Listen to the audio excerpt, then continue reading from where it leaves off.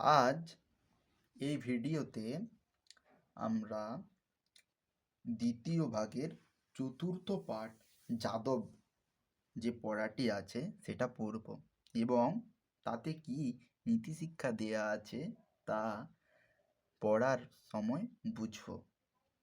চলো শুরু করি। যাদব। যাদব যাদব নামে একটি বালক ছিল।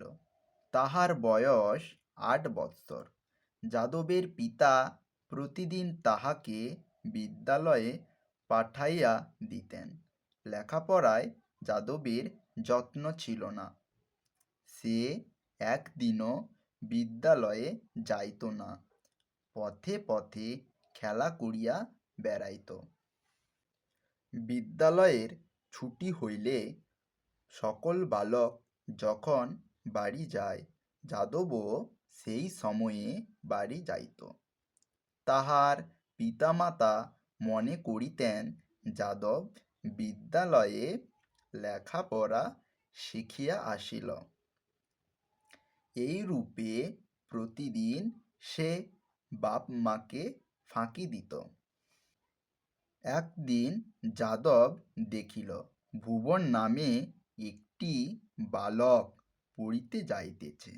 সে তাহাকে বলিল, ভুবন, আজ তুমি পাঠশালায় যাইও না, এসো দুজনে মিলিয়া খেলা করি।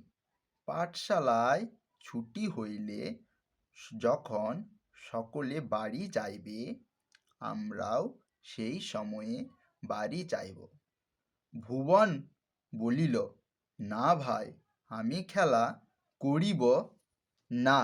সারাদিন খেলা করিলে পড়া হইবে না।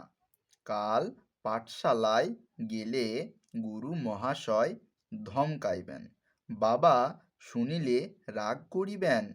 আমি আর দেরি করিব না, পাঠশালায় যাই। এই বলিয়া ভুবন চলিয়া গেল। আর একদিন যাদব দেখিল অভয় নামে একটি বালক পড়িতে যাইতেছে। সে তাহাকে বলিল, অভয়, আজ পড়িতে যাইও না, এসো দুজনে খেলা করি। অভয় বলিল, না ভাই, তুমি বড় খারাপ ছোকরা, তুমি একদিনও পড়িতে যাও না। তোমার সহিত খেলা করিলে আমিও তোমার মতো খারাপ হইয়া যাইব। তোমার মতো পথে পথে খেলিয়া বেড়াইলে লেখাপড়া কিছু হইবে না। কাল গুরু মহাশয় বলিয়াছেন, ছেলেবেলায় মন দিয়া লেখাপড়া না করিলে চিরকাল দুঃখ পাইতে হয়। এই বলিয়া অভয় চলিয়া যায়। যাদব টানাটানি করিতে লাগিল। অভয় তাহার হাত ছাড়াইয়া চলিয়া গেল।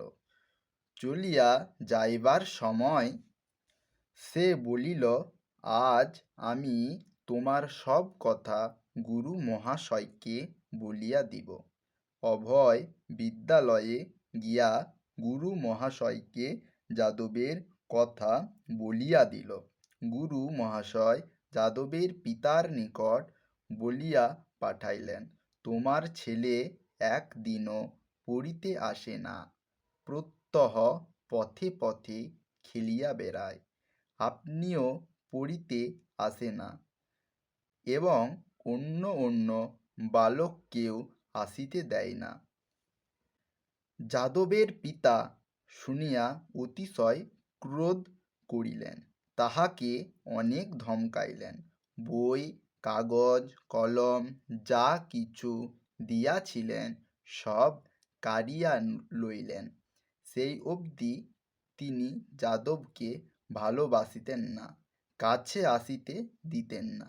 সম্মুখে আসিলে দূর দূর করিয়া তাড়াইয়া দিতেন।